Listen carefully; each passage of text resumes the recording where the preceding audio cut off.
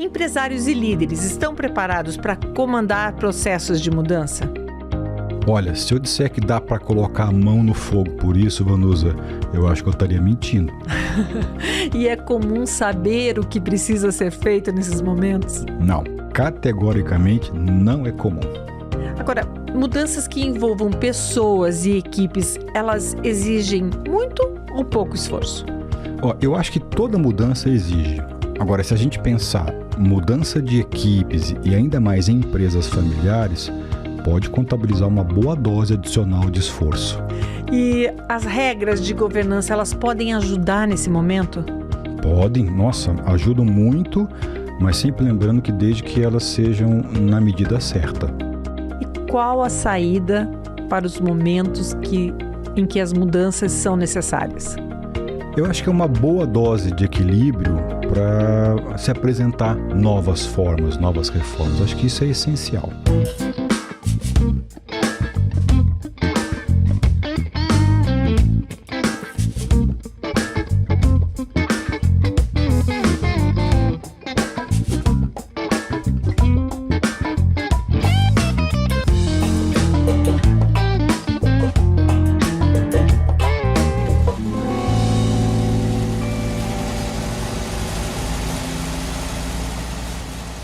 Estamos de volta com mais um Tem Saída e hoje para falar sobre o que é necessário para um líder comandar os processos de mudança. Oi, Cris. Oi, Vanusa. Eu dei uma olhada por aí sobre tudo que se diz a respeito dos líderes. E quando se trata de mudança, me parece que eles precisam mais do que aquelas características que são bem conhecidas, são bem discutidas por aí. Parece que eles precisam, além de ter todas aquelas qualidades de saber se comunicar, de ter jogo de cintura, saber influenciar as pessoas, ele ainda tem que pensar nos objetivos da empresa, no como fazer e colocar o processo, enfim, para andar. É isso mesmo? Precisa de mais do que aquilo que basicamente as pessoas falam por aí? Eu acho que é. Tem muita coisa que é colocada à disposição, né? Como orientação, que tem que ter. Quando você fala assim, cara, quais são os mandamentos principais da boa formação de um líder, né? Que vai fazer uma gestão de uma mudança, né? Tem bastante coisa assim que se coloca. Competência 1, competência 2, olhar para isso. Uma vez eu me lembro assim, você tem que ter uma noção exata do grau de maturidade de liderança frente a alguém que vai prestar uma mudança. Então, o líder ele tem que ser coach, ele tem que ser mentor, ele tem que ser desenvolvedor, ele tem que educar com a sua própria educação, ele tem que ser inspirador, ele tem que ser acolhedor. E aí você tem uma parafernália de ele tem que ser perfeito, né? Não é? E tem assim, e é engraçado, né, que você pega, por exemplo, o norte-americano gosta muito disso, de criar siglas, criar regras, criar os caminhos, né? Então tem que ter isso, tem que fazer aquilo e tal. Acho que essas coisas todas são importantes, né? Elas são importantes. Mas sabe o que eu acho que o líder também tem que ter? Parcimônia. Olha. Acho que ele tem que saber dosar. Acho que ele tem que saber customizar. Eu acho que o líder ele tem que usar a energia suficiente, a ferramenta de maneira suficiente, nem mais e nem menos. Né? O que é o grande desafio, né? Acho que esse é um grande desafio. É um grande desafio. Me parece que ele precisa ser sensível. Isso porque daí. Sem a sensibilidade para perceber tudo isso, fica um pouco mais difícil. Sabe o que eu estou percebendo? Nas nossas conversas, assim, você está colocando umas questões assim, muito interessantes da ótica da governança. Eu estou gostando dessas palavras que você está usando. Não, é porque você está olhando para tudo isso, a gente vem discutindo aqui, você fala, olha, acho que está faltando sensibilidade, está faltando uma emotividade e tal. Eu acho que você está coberta de razão. É porque tudo que é escrito às vezes é muito duro, né? Por isso que eu acho bacana a gente poder conversar. Porque se você vai ler um livro, ele traz regras ali muito elencadas de uma maneira muito prática. E, na verdade, no dia a dia da vida, não é bem assim. Né? Não. Tem duas máximas que eu gosto bastante quando a gente vai falar sobre um processo de mudança, né? O change management, como diz lá o norte-americano. Um processo de mudança e que acho que ela ajuda, ela aproxima a gente sair desses standards que são competências instaladas, ou pontos de vista, ou formação, ou conhecimento, ou atitude, habilidade que o líder tem que ter, para prestar atenção um pouco nessa sensibilidade das relações que você está falando. A primeira delas é a parábola que é famosa do Schopenhauer, que é do porco espinho, o dilema do porco espinho, né? Recentemente, lá, o Leandro Carnal escreveu um livro, o Dilema do Porco Espinho, Próximo da Solidão, Cuide da Solidão, uma coisa assim, que era o subtítulo, né? Não lembro bem agora, mas estava fazendo menção a isso. Eu acho que a sensibilidade para entender e lembrar dessa parábola é legal. Não sei se todo mundo conhece, eu vou contar rapidinho aqui. A ideia é que você tem uma comunidade de porco-espinhos, e para enfrentar o inverno, esses animaizinhos entendiam que era importante eles estarem próximos para aquecer o corpo um do outro. E eles foram entendendo também que o quanto mais eles se aproximavam, os espinhos feriam o outro. E aí eles se afastavam e esfriavam. Aí eles tentavam se aproximar para esquentar, espetava e esfriava, né? E a dinâmica comparada com o relacionamento do ser humano exige uma dose de equilíbrio nessa proximidade, nessa sensibilidade do quanto que você pode forçar, ou ditar, ou orientar, ou exigir uma aproximação, um direcionamento, algo que vai ser um treinamento para uma mudança, né? Ou para um desenvolvimento. Quando você se correr o risco de estar muito junto, fere. Se ficar afastado, morre de frio. Sim. Né? No sentido de os seres humanos, todos nós precisamos do outro, nós precisamos do outro para uma mudança, mas ela tem que ter uma dose de equilíbrio para isso. Tem que saber até onde, né? Tem que saber até onde. E antes de falar da segunda, sobre essa, isso sempre me fez lembrar, nas nossas conversas está bem presente isso, assim, o quanto é que eu tenho que aproximar uma regra dura de governança para um processo de mudança. Se eu vou com muita sede ao pote, essa regra vira um espinho. Sim. E espeta essa corporação, essa empresa, né? Então, classicamente, se eu entender, tiver a sensibilidade para dosar a aproximação desse espinho, dessa regra naquela operação, eu tenho chance de não morrer de frio e tenho chance de fazer uma mudança compatível e que ela aconteça da melhor maneira possível. Bacana, né? Essa imagem que você traz, porque deixa mais claro, né? Dando uma lida sobre essa questão da liderança diante das mudanças, eu achei uma colocação muito, muito interessante da McKinsey & Company. Da McKinsey, que diz o seguinte, que os líderes precisam, durante uma crise, o que eles precisam não é um plano de respostas definido, mas sim comportamentos e mentalidades que impeçam de reagir de maneira excessiva ou exagerada, Perfeito. Exatamente o que você falou, Perfeito. aos acontecimentos da véspera e os ajudem a olhar o futuro. E eles estavam se referindo, inclusive, à questão da pandemia. Né? Você veja, foi algo que foi uma crise para todas as empresas. Então, eu achei muito interessante e achei mais bacana porque você colocou isso exatamente, tanto no início da fala, quando trouxe essa questão do porco-espinho. Exatamente. Então, eu traduzo bem isso, né? Esse ponto de vista, com uma gestão de pessoas, e ainda se envolve mudança, ele é super importante. O quanto que eu forço a barra para uma mudança, a ponto dela virar um espinho. Isso é muito importante, né? E o segundo ponto, que na verdade ele é uma fábula, que é aquela velha história do sapo, do escorpião querendo atravessar o rio com o sapo. Ela é muito comum, né? E então o escorpião diz assim pro sapo: olha, eu preciso atravessar o rio, me dá uma carona porque eu não sei nadar e a gente precisa chegar, eu preciso chegar do outro lado. E o sapo fala assim, olha, não, se você subir aqui nas minhas costas, você vai me picar, e aí pronto. Aí ele fala, não, mas deixa de ser bobo. Se eu picar, nós dois morremos, afundamos, etc., e você morre, eu morro junto. E aí o sapo concorda, embarca na história do escorpião, começa a atravessar, no meio do rio, o escorpião pica, né?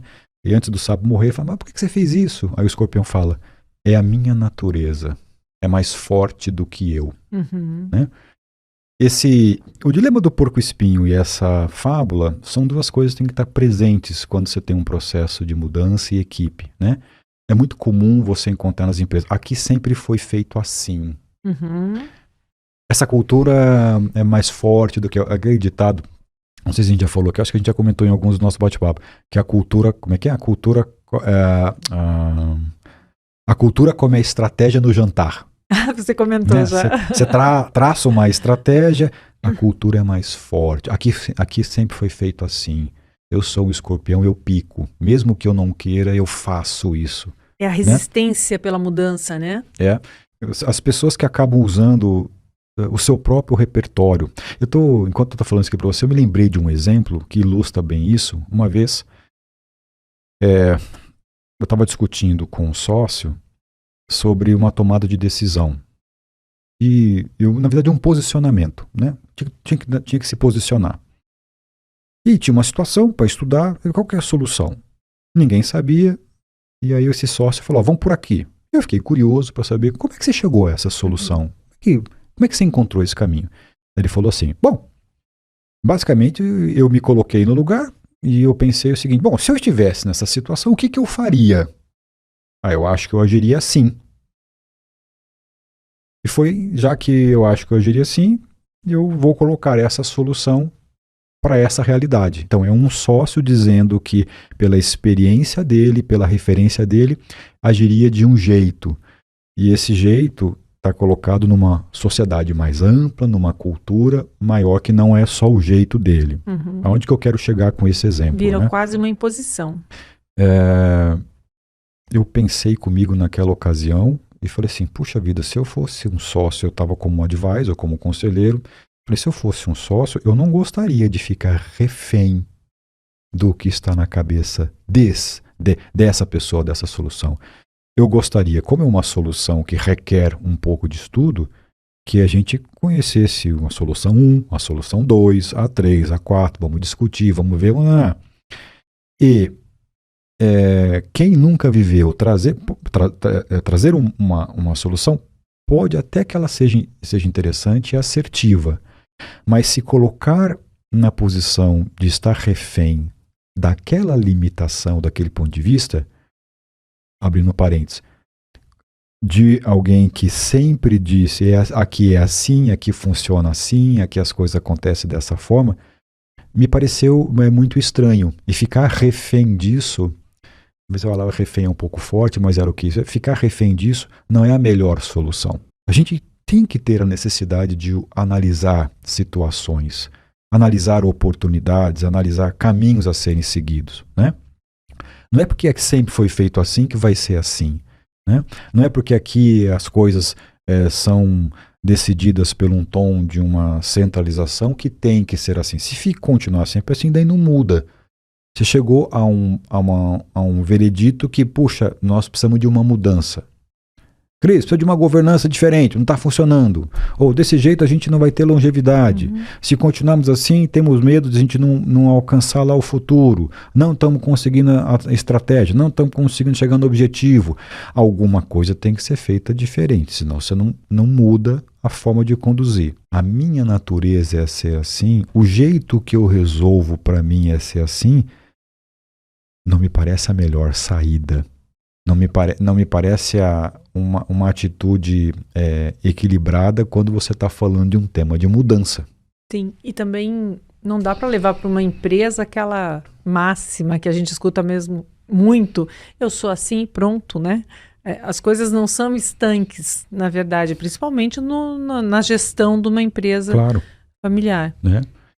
Eu gosto muito dessa ideia. E eu ainda acrescento mais uma outra coisa que eu acho que é muito importante. Quando você está mediante um processo que talvez precise de uma mudança, um novo aspecto, né? E imaginando que a gente não vai ficar refém de uma solução, só é que a gente vai trazer opções. Uhum. Vamos estudar opções de saídas para o nosso negócio.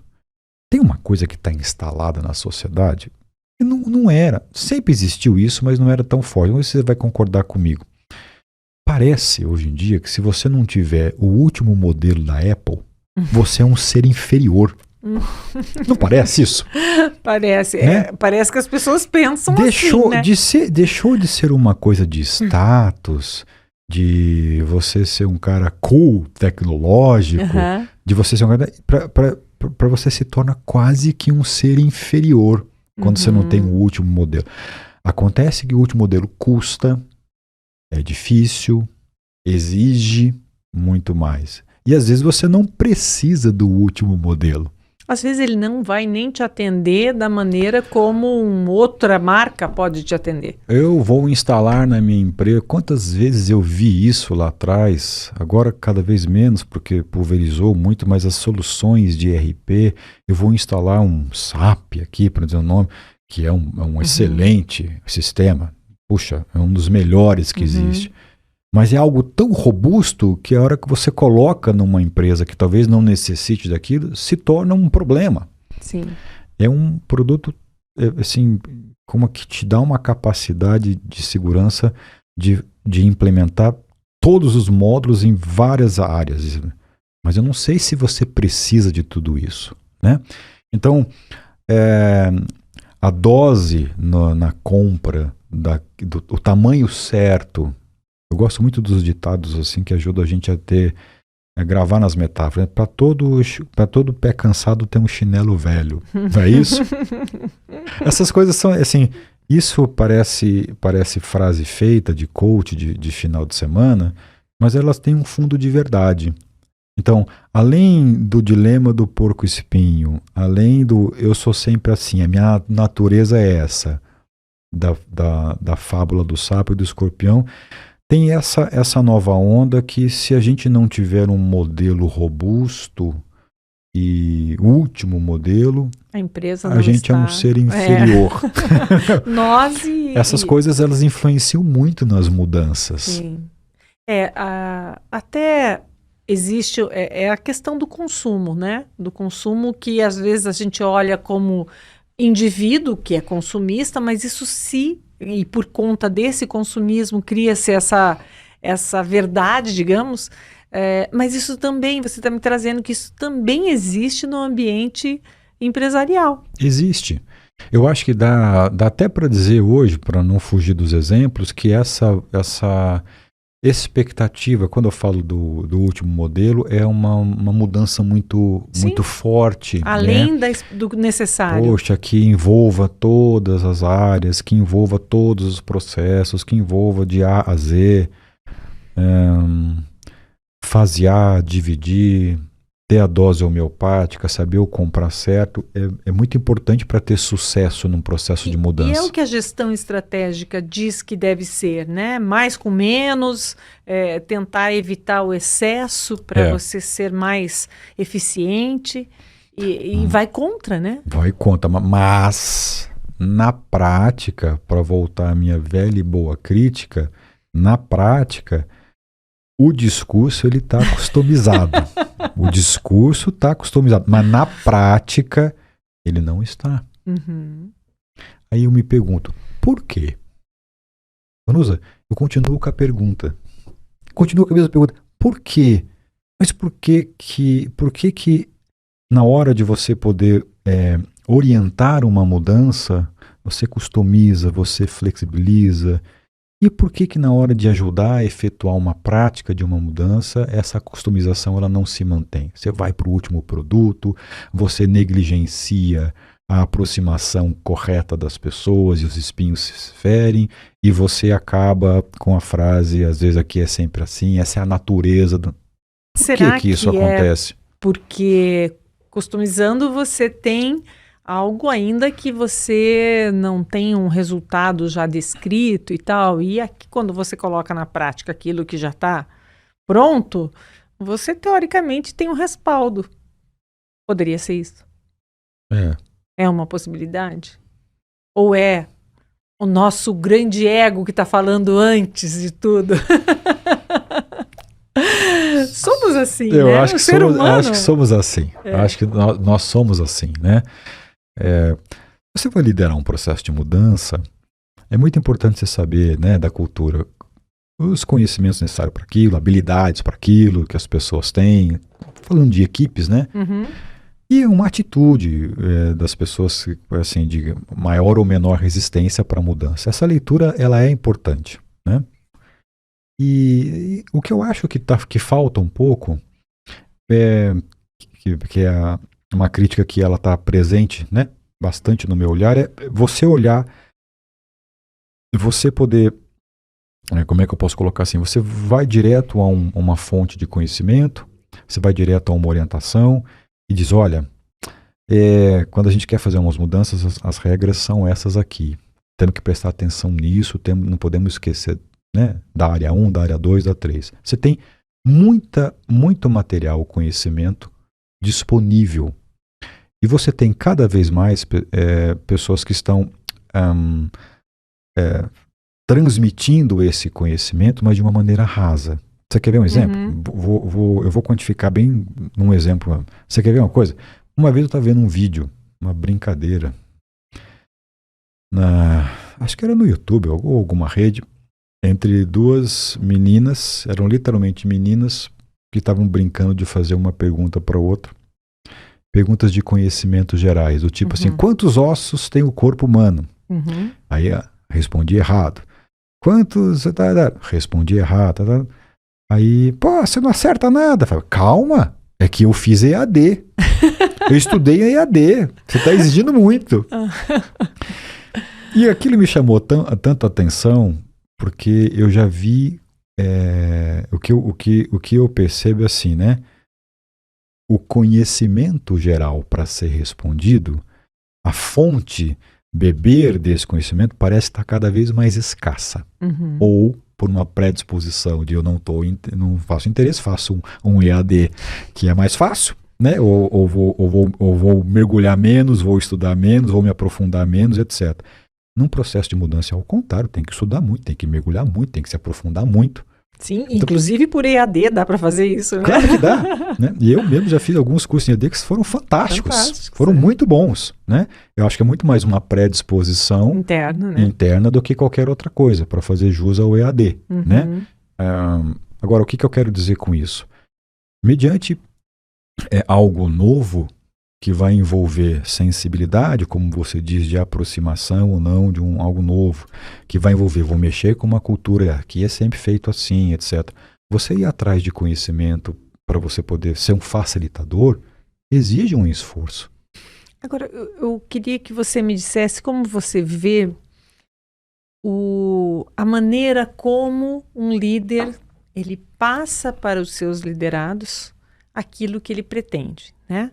Então, quando vem algo que é ditatorial, a reação de resistência costuma ser maior. Agora, quando aquela pessoa vem como se fosse um grande sonho da vida dela, transformar, mudar, é mais fácil de envolver as outras pessoas. Agora, isso na prática acontece? Os líderes colocam essa emoção para fora ou eles preferem se manter ali como executivos impenetráveis e que não precisam abrir esse lado para eles porque não seria de acordo com a empresa ou com eles mesmos? Eu acho que é uma boa pergunta essa daí.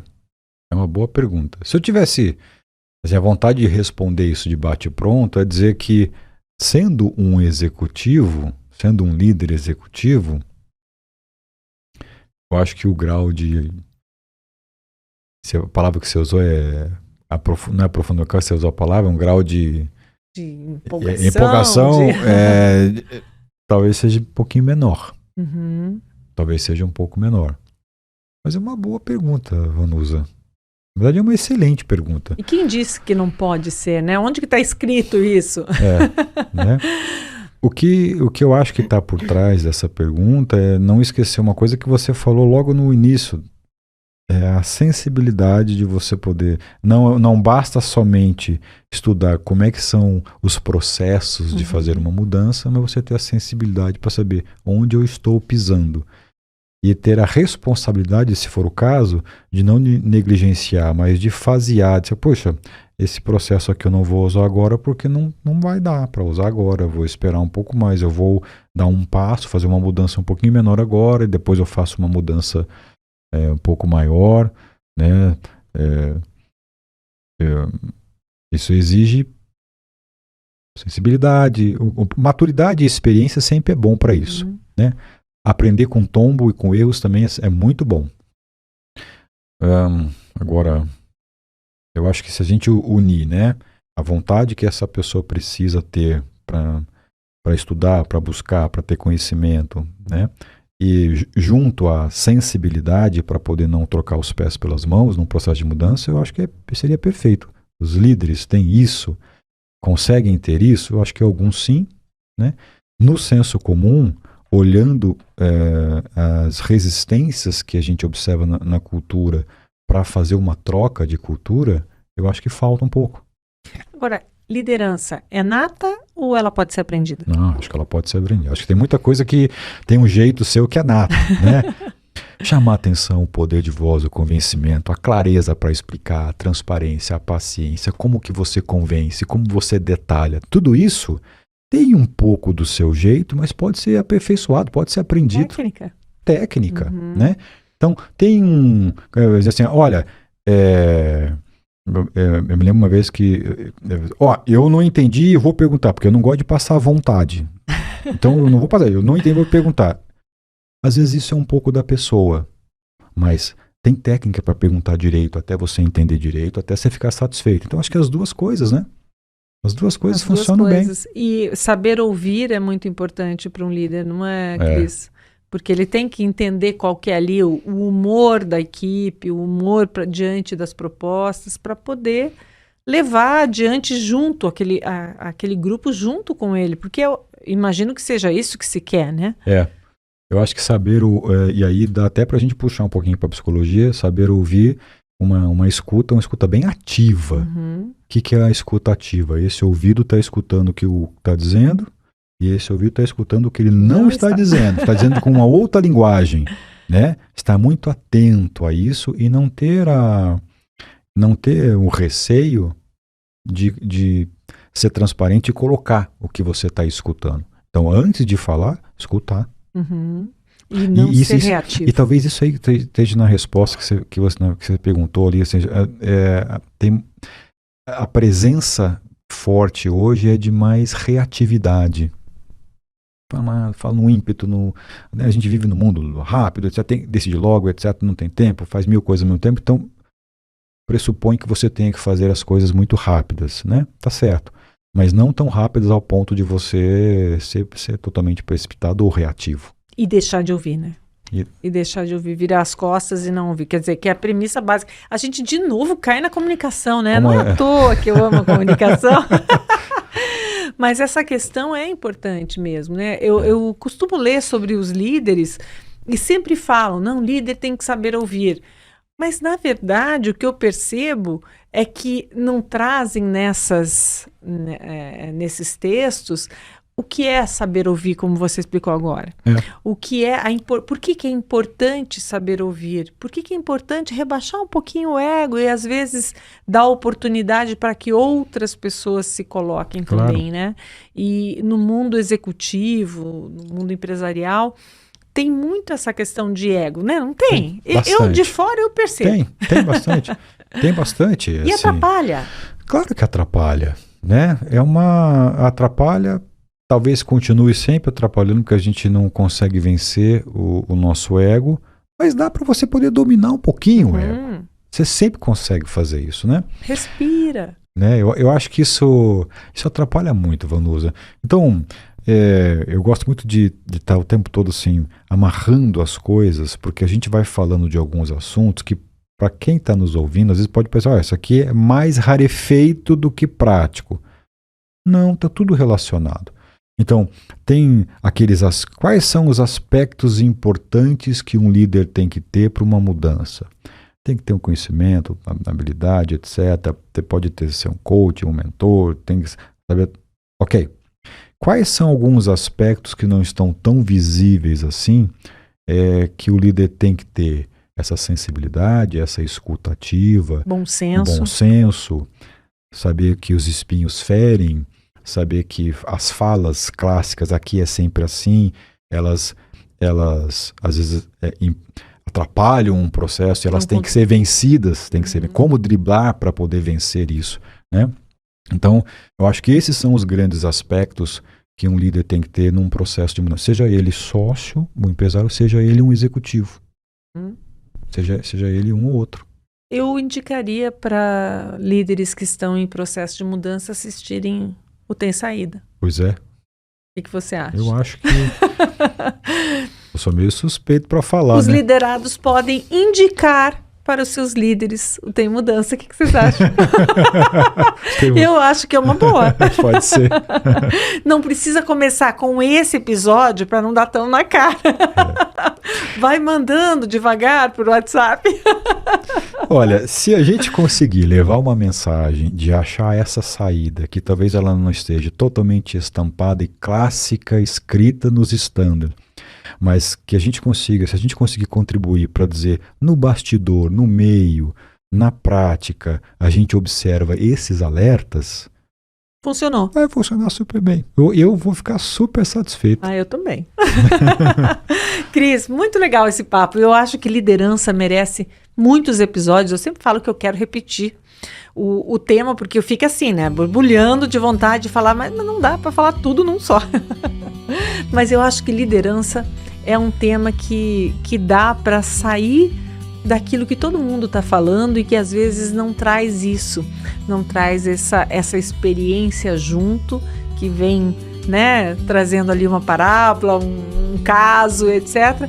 Porque realmente o liderado, que é em maior número, ele sente falta de reconhecer o seu líder por essas ou por outros vieses. Perfeito. Né? Acho que é muito legal. Então tá bom, então até o próximo, hein? Até o próximo. Até o próximo, pessoal. Tchau, tchau. Pessoal, um abraço. Tchau.